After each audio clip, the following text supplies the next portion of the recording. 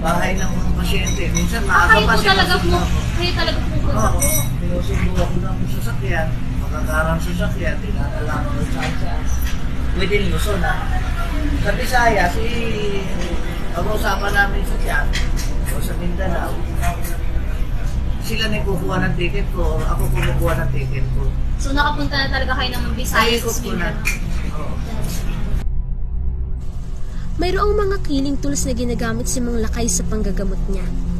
Nanggaling pa ito sa lolo niya nagpamana sa kanya ng kapangyarihan upang maging isang ganap na albalaryo.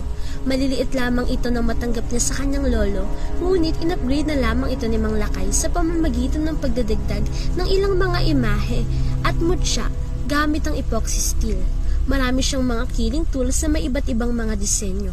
Bukod rito, nakatutulong rin ang ilan pang mga gamit ni Mang Lakay tulad ng panali. Una niyang tatalian ng kamay at paa ng nagpapagamot, saka maglalagay ng pabigat sa tiyan at likod ng biktima upang hindi na makawala ang sino mang sumalbahe rito. Paano po yung sumapi doon? Patay talaga siya or lalabas lang siya sa katawan? Hindi ako nagpapakawala eh. Kaya nga Talagang tinawag pinapatay nila akong punisher eh. Ako yung pinakasalaula kayo na nabubuhay. Kahit pang nagamot, pinapatay ko pag nangulang. May dalawang klase ng pangontrang ipinakita si Mang Lakay sa aming grupo. Ang una ay ang mga dasal na nasa loob ng isang papel na binalot sa paper tape at nilagyan ng isang matigas na alambre na magsisilbing hook. Pinababalutan niya ito ng epoxy steel upang hindi ito mabasa o masira. Maaari itong ikwintas o itali sa bewang.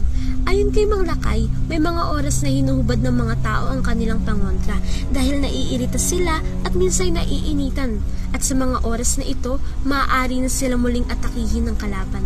Kaya ang pangalawang klase ng pangontra ni Mang Lakay ay ang pagtatanim.